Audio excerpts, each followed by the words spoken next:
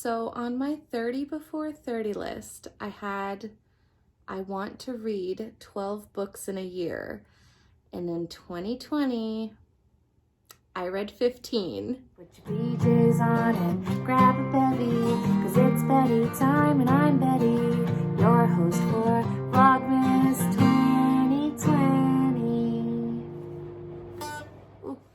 I totally get that as a reader, 15 books is like nothing, but as a non-reader such as myself, I am very proud of myself for making it through that and also checking off something from my 30 before 30 bucket list, because a lot of the things I am not going to be able to do because of COVID. So I thought I would check out my Goodreads and go through the books that I read in case it inspires another non-reader to read. I love these videos, to be honest. I watch videos about reading way more than I actually read. I think that might be a big problem for me, actually. Now, I could tell you about these books, like summarize the books, but instead, I think I'm gonna read my review of the book and you can decide if you want to read it based on my review. I just think that'd be more fun for me overall. So it's like a trip down memory lane. I think it makes the most sense to just do it in the order that I read it. So the first book of 2020 was Born Standing Up, A Comic's Life by Steve Martin. This is the cover. I gave it 3 out of 5 stars, and I said, I enjoyed this as the first book of the year. I've always been a fan of Steve Martin's movies and music.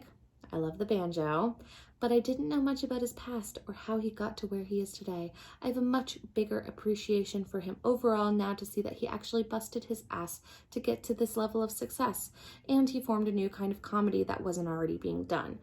There were a lot of name drops that I didn't catch the references to, but he did a pretty good job of describing them, so at least I could get the picture. Some overlapped and it was hard to keep track, but it was interesting seeing the come up of one of the world's most famous actors / comedians. The second book that I read was The Best of Adam Sharp by Graham Simpson. There's the cover. I gave this one 2 out of 5 stars. And I said the idea was interesting, but the pace was too slow for my liking. It really took until the last few chapters to make me actually want to know what happens in the end. I felt a few characters didn't get the ending they deserved, but I guess he was writing humans as real humans, and real humans don't always get happy endings. I don't read a lot of fiction written by men, and this book sort of reminded me why. The third book that I read in 2020 was The Assistants by Camille Perry. This is the cover.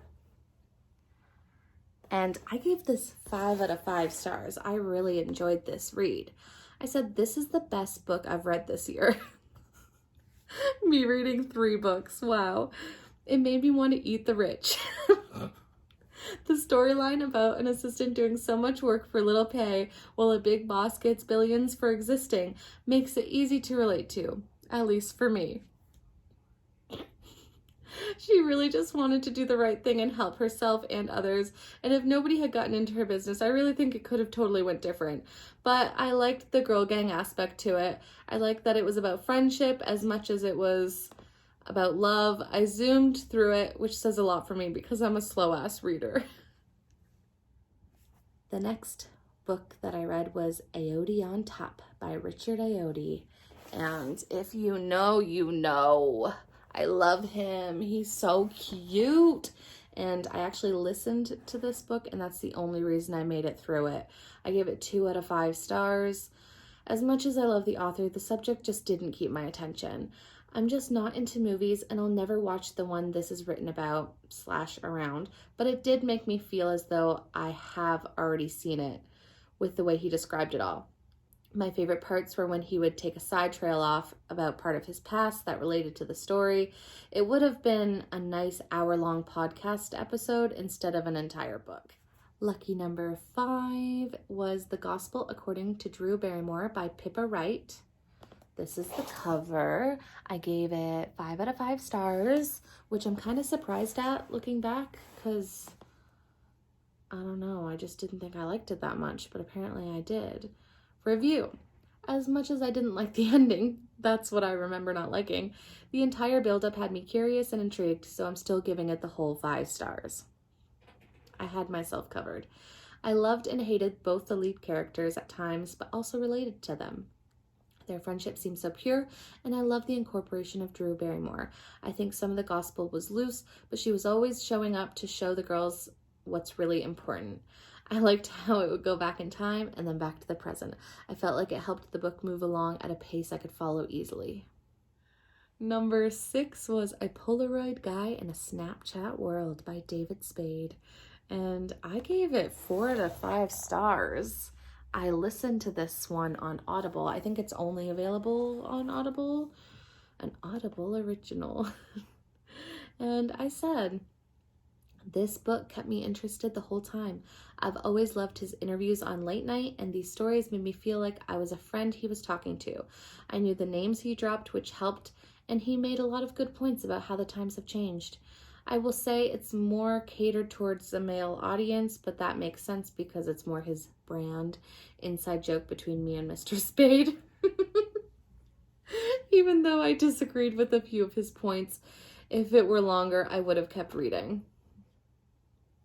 There we go. The next book was Maybe in Another Life by Taylor Jenkins Reid, and I gave this one 5 out of 5. And I listened to this on Audible as well, and I don't really remember a whole lot about it except really liking it. The first line, I really enjoyed this book too, exclamation marks. I loved exploring the idea of alternate universes and how they connected, but were still so different. I loved both the lead males, yes I did, related way too much to the main character Hannah, and really appreciated her best friend Gabby. The last chapters really made me feel like everything truly happens for a reason. I want to reread that. That was a good one. Number 8 was To Kill a Mockingbird by Harper Lee. There's a version of the cover. That one's got a lot of covers, but I decided to read a classic. And I said, I think I originally read this in high school, which I do believe I did, but I had no memory of it and probably lied and just watched the movie. I'm honest. So I went in just knowing some characters' names. I think overall it took me less than 2 days to get through, and that's saying a lot for a slow reader such as myself. I wasn't sure I'd like being told the story from a kid's point of view, but I can't imagine it being told any other way now. I adore Atticus as a father, Jem as an older brother, and Scout as a firecracker. All the themes rang true to this day and age, which really hit home, which is kind of scary. You'd think we'd be farther along by now. Number 9 was Born a Crime, Stories from a South African Childhood by Trevor Noah. We all know Trevor Noah. We love Trevor Noah. And I gave this 3 out of 5 stars.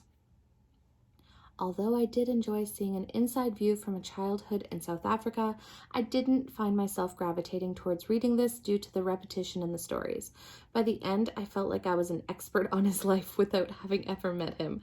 I'm not sure if I mean that insultingly or complimentary. His mom was my favorite. True. Such a strong, independent woman. I wish she took more credit for her own success instead of giving it all to God. I appreciate Trevor's humor and insight more now, knowing what he went through to get to where he is now. Moving right along, we have One to Watch by Kate Stayman London, and I gave this 5 out of 5 stars, baby. I would have given this 100 out of 5 stars. I loved this book. The first line is, "This is the easiest 5 stars I've ever given. I was captivated from the first chapter and couldn't put it down until it was finished. I related so much to the main character B, and now all I want to see is a movie version or show.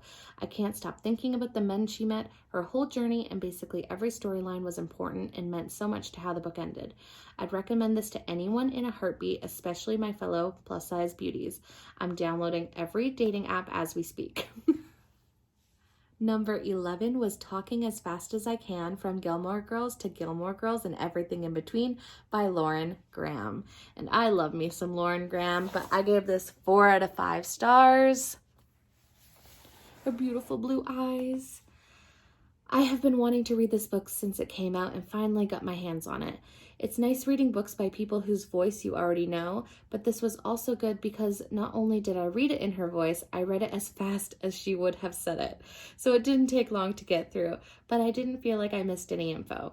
It's great to see backstories behind successful people and how they got to where they are now. I loved how she writes and she talks and found her stories all really compelling. Of course, the chapters about Gilmore Girls and parenthood were my faves, but there were no bad chapters. Number 12 was Invisible Monsters by Chuck Palahniuk, the guy who wrote Fight Club. I don't know how to say his last name. My apologies. This is one of the covers. This is not the cover that I read, but oh well. Still interesting. I gave it 4 out of 5 stars. I had literally no idea what I was getting into when I started reading this book. I had never read anything by the author and I didn't know the plot, but I wanted something different than what I typically read. And boy, did I ever get that. This was a roller coaster from the first chapter and constantly changing my ideas of the present, past, and future. Only a few things I saw coming, the rest were total twists, and everything was connected in ways I did not expect. It held my interest, which can be hard to do, and made me wonder what it must be like to be a psychopath. Okay, there's 3 more. Policing Black Lives, State Violence in Canada from Slavery to the Present by Robin Maynard. This is the cover. I gave this one 5 out of 5 stars, but it took me a long time to read. I listened to it. Oh yeah, this book took me well over a month to get through due to the heavy subject matter, but it was worth taking my time. I listened to it because I felt that was the best way for me to soak in the facts, as this is a very academic read, which is not something I naturally gravitate towards. If you're interested in continuing to learn about the racist past of Canada towards Black, Indigenous people of color and how this country still lets down its minority populations in this present day, then this covers it all. So much research and detail went into every explanation and example. There is so much systematic racism and injustices faced in Canada by Black, Indigenous people that as a white Canadian I will never experience, but having my eyes open is the first step, and I will continue to learn and help in ways that I can. Every Canadian should read this book because we didn't learn about it in history class. We're all still part of the problem. Number 14 is Dietland by Sarai Walker. This is the cover. We've got a little cupcake bomb there. I gave this 3 out of 5 stars. I really love reading books with plus size lead characters, being one myself, but I honestly found at least the first half of the book difficult to get through. At first, Plum is keeping to herself and trying to stay hidden from all the stares she's used to getting and just wanting her weight loss surgery so she can be thin and beautiful. And then at the end, she's a wild and unapologetic fat woman lashing out against society, and it just felt like she went from one extreme to the other, and there was absolutely no middle ground. It's weird to think those were the only 2 options for her. I didn't feel like either were her being her authentic self. I did, however, enjoy reading about the Jennifer/terrorism storyline and how Plum became intertwined in it. The Calliope house was also something I would for sure read more about as a whole. I think a kick-ass all-female house that's inclusive and loving would be a great place to spend time, especially when there's no worry about rent, groceries, or bills. Just live life as best you can, as the best version of yourself, and help others working on projects that you're passionate about. Doesn't that sound nice? And last but certainly not least, I gave The Roxy Letters by Mary Pauline Lowry 5 out of 5 stars. I really enjoyed this one. I listened to this book and the way it was read felt so real, as if she were reading her letters to Everett to me personally. I took a few chapters to get fully into that writing style, but once I did, I was hooked. There was a lot about Roxy that I could have found annoying, but instead I just accepted her as a rom-com lead or manic pixie dream girl and knew everything would work out for her in the end. She just had to get through all that other stuff first, and that was the entertaining part. I love that when she had a nickname for someone it stuck, that she prayed to her goddess Venus, and that she had her best friends, new and old, to go to in emergencies. Watching her go from holding grudges to having a crush to being completely embarrassed made her way too relatable. I found the Lululemon storyline a bit much, but once the protest happened and everything came full circle, I understand why it had to happen and was happy it did. Her growth from beginning to end of the book and getting through her artist struggles and personal issues was really inspiring. Just what I needed for an end of the year read. And there you have it. Those are my reviews of the 15 books that I read this year. I think I'm going to try to read 15 next year as well, but I also have a movie goal next year, so I don't know if that's going to cut into it, or maybe I will procrastinate from watching movies because I don't really care about movies and I'll read instead, or like, who knows. So make sure to subscribe, and yeah, I guess that's a day of Vlogmas. This is way too much, so I'm so sorry if you made it the whole way through, but Betty Pies.